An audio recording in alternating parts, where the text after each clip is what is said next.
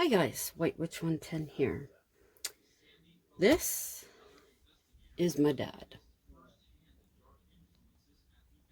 And it is 11 years ago today that he passed away.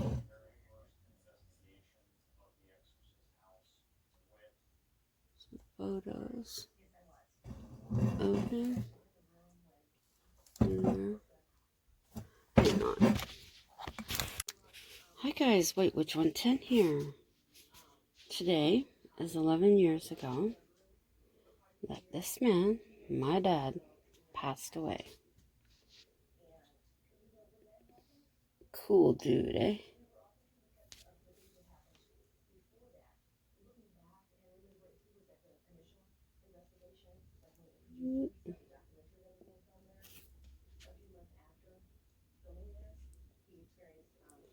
Yep.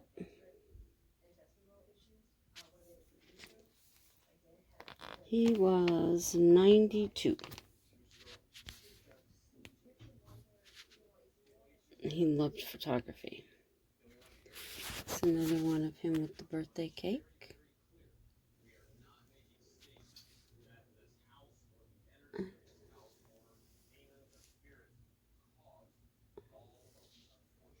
Some of his trophies. I think I have a couple. Matter of fact, I think I have that one right there over here. That's in our backyard in the garage. And there he is.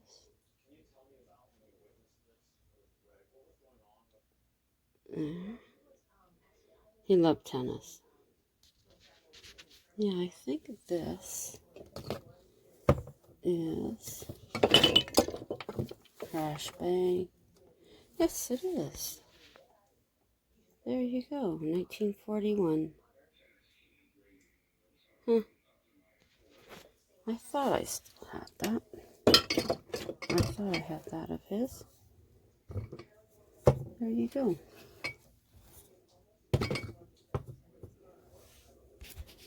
So there you go. My dad. This is our first location for this evening. It is Lougheed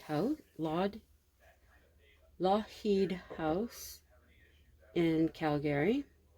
It was home to Senator James Alexander Lougheed, his wife, and 6 children, plus staff. The mansion was built in 1891, and it was enlarged in 1907. In 1912, the Duke and Duchess of Connaught visited, and in 1919, 1923, and 1928, the Prince of Wales visited. Sir James died in Ottawa on November 2nd, 1925, and his body was returned to Calgary. Investigators to the property felt children playing in the basement, and there were cold spots felt around one of the female investigators. Another investigator claimed that a spirit had followed her from the basement to the main floor. An EVP was recorded on the 2nd floor saying, "She is coming."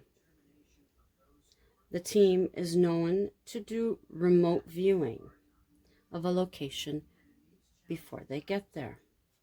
One gentleman in the team, or on the team, his remote viewing was so accurate that it stopped him in his tracks. Everything was as he had envisioned. Another investigator, alone in the main bedroom, felt a sadness. After a lengthy period of time, he felt uncomfortable, and it was almost as if he was being told to get out. A rear bedroom gave a sense of not being alone.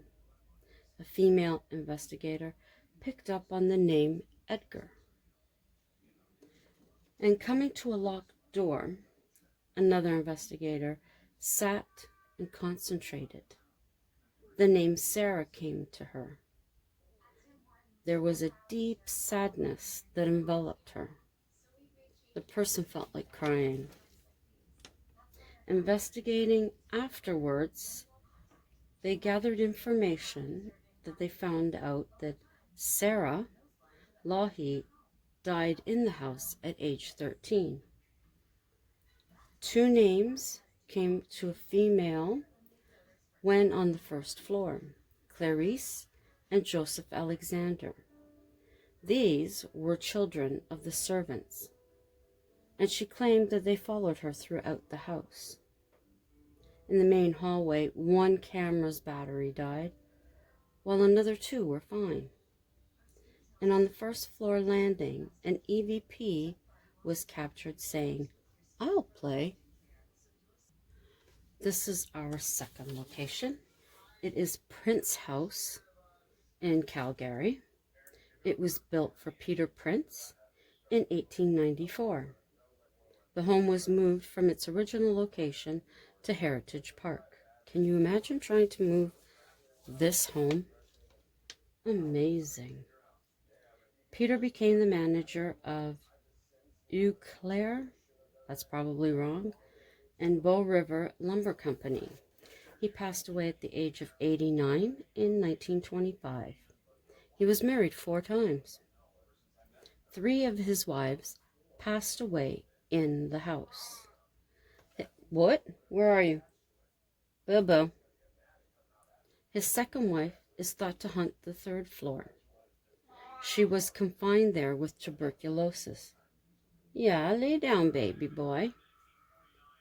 She is known to close and open doors and play with the lights and be seen in the windows on the 3rd floor, which has been sealed off to the public.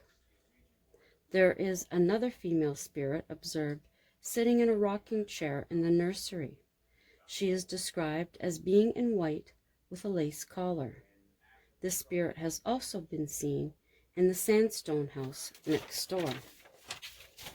That's kind of eerie. Now this is our next location. Is that not gorgeous? This is Lake, and hopefully I'm going to say it right, MINNEWANKA in Banff. This means Lake of the Water Spirit. This location was once a resort, but today it can only be seen by scuba divers. The lake is 13 miles long. It was a summer village at the base of the Rockies, of the Canadian Rockies. In 1886, a hotel, the Beach House, was completed. Over the years, the village grew. In 1912, construction of a new dam began the process of change. In 1941, it was flooded in 98 feet of water. Due to glacier water, many buildings remain intact, such as houses, wharfs, an oven, chimney, and even the original dam that was built in 1912. Approximately 8,000 divers explore the site each year. The spirit believed by indigenous people to live there is half fish and half human. It drags people to their death. The spirit of a white Mustang has been seen on the shores of the lake. And there is a report of a First Nations warrior wandering the lake's edge in search of skulls left from a vicious battle. So everybody should know this guy, the ring-billed gull. Adults are 49 centimeters in length and 124 centimeter wingspan. In 3 years, a gull reaches breeding plumage, which would be this. Its lifespan is 10.9 years. You can find it in lakes, rivers, mall parking lots, and parks. They will nest in colonies on islands usually, and they will nest in the same location each year. Over at Britannia Conservation, there is an island, and that is where the seagulls here nest.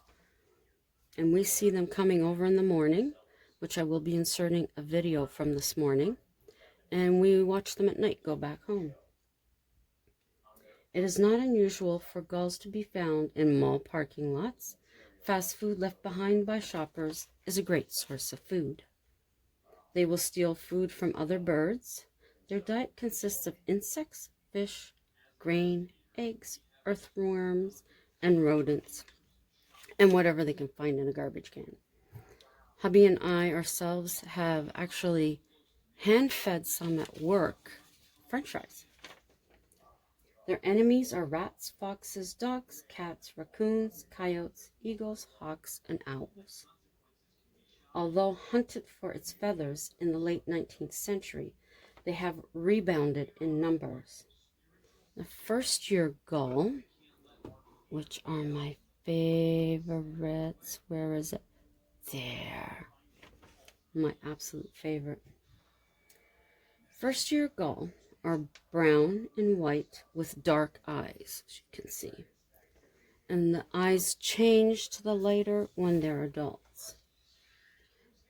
The gull will lay 3 eggs, light blue, green, or brown with spots.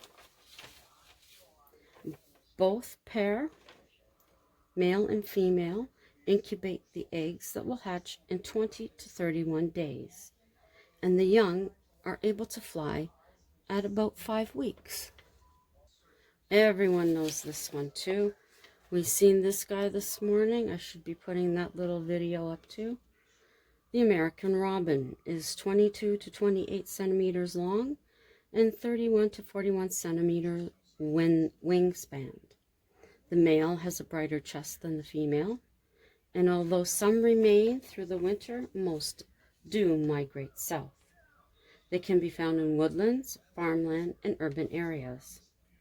West Nile virus can be transmitted to humans through the robin. The virus can live longer in this bird, while birds like crows and jays die quickly. So I suppose a mosquito would get to him and then get to us. In native mythology, the bird got its red breast by fanning dying flames of a fire. In winter, they will roost together in trees and dense vegetation or swamps, strong defenders of their territory and less social in the summer. Their eggs are blue in color, and in 12 to 14 days they will hatch. The female rarely leaves the nest, but when she does, it is for 10 to 15 minutes. They can have 2 to 3 broods in a season, and they return to the same place each year to nest. And now for the next part of our story. Despite this, the women wanted to see Lisa again. They wanted her to cross over. Virginia and Julie glanced at each other. "What if we can bring her to us?" Virginia says. They all jump into Philip's car. 10 minutes later, they are around the dining room table. Join hands. They all felt the energy rise around them. The women concentrated on the images of Lisa. Before long, a wash of warmth came over the room. "She's here," Lisa informed the group. "Don't be afraid," Julie informed the group. "Don't be afraid, Lisa. These men won't hurt you. They're friends of ours. Please, let us see you." Very slowly, a light began to emerge in the darkened room. It retreated for a moment, then shone bright before fading to reveal a figure. It was her. "He tried to summon me this morning. I'm growing weaker with every session. If you attach to either of us, would that help?" Julie offers. "No, you may find energy depleting, and I can't have that," Lisa explains. "What can we do to help you find peace?" Virginia inquires. "He must be caught and confess." The team look at each other. One of the young men speaks up. We got this. There is a conviction in his voice. Now to formulate a plan.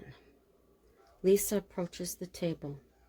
Virginia moves to open a seat for her. I sense your connection, Lisa tells them. I have faith in you. Shortly after, she disappears. Rereading the article on Lisa, Virginia sees mention of a boyfriend. His name is Dean Sandhill. Quickly, she Googles his name to find that he is still alive and living in the city. Question is how to convince him of their story. How do you even approach it? What do we say? Philip asks. We've spoken to your dead girlfriend? He wonders out loud. Well, put it more gently. Philip and Virginia now rack their brains on what to say. A few days go by, and they are before a door, and they're still not quite sure on what to say. There is a knock. Dean Sandhill? The lovely middle-aged Virginia says, or asks. Yes. My name is Virginia, and this is my husband, Philip. Can we come in? What is it that you want? We have information regarding the whereabouts of your girlfriend's killer. She begins to explain. Why don't you go to the police? He asks. We'd like to speak with you first. Dean moves aside, ushering them in. They all take a seat in his living room.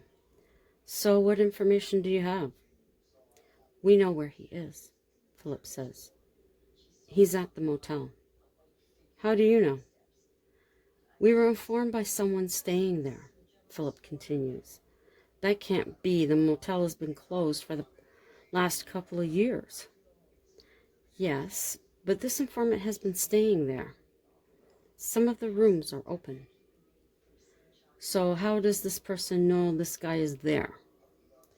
Virginia takes over. My gut feeling, and God, now I feel like I'm on a TV show. Now, Dean, please hear me out. A friend and I were at the location the other day. She takes a deep breath. We seen an older man who matched his description. Even though this gentleman is older, we're sure it's him. I've never seen him, so I wouldn't be of any help.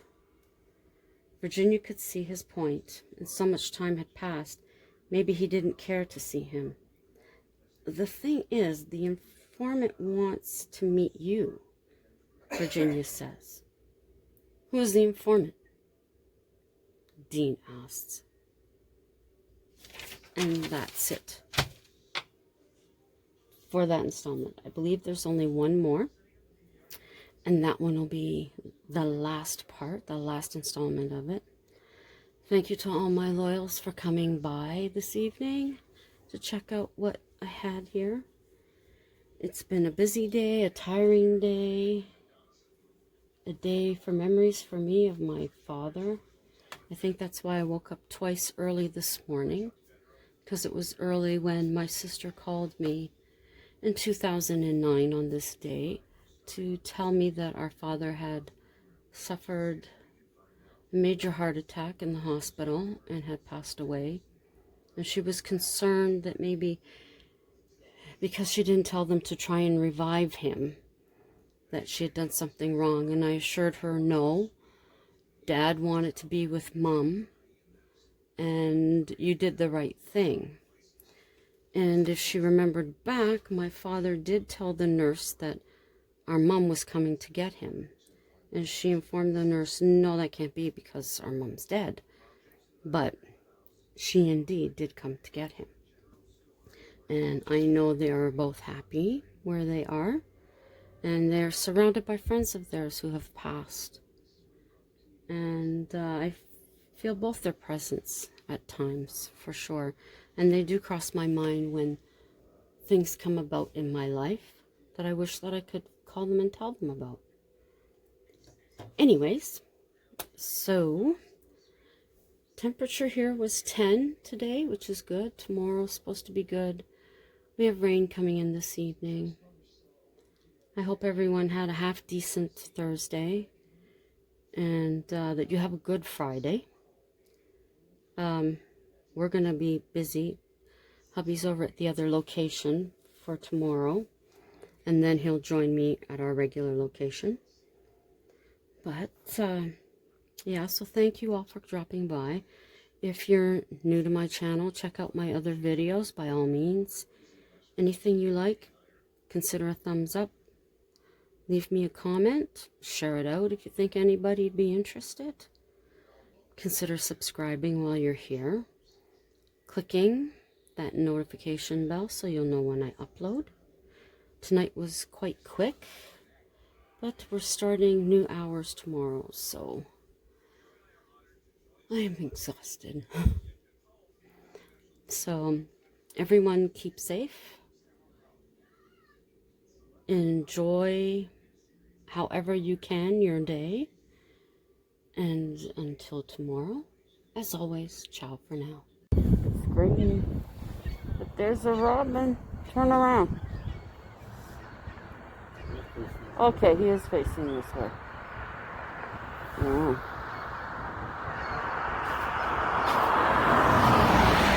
Now he's hiding again. Where's he going? There he is. On here, he just looks all black. Yeah, I see you.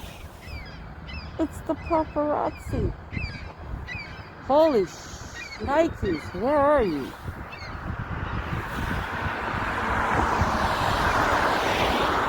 They went that way.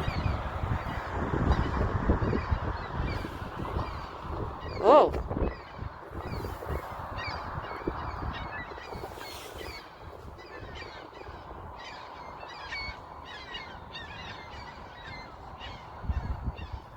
Now they're taking her. It's only lawn garbage, guys.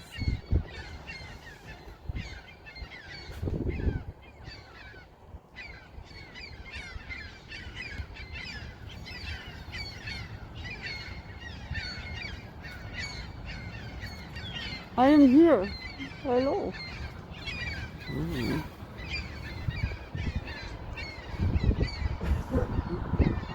And there they went.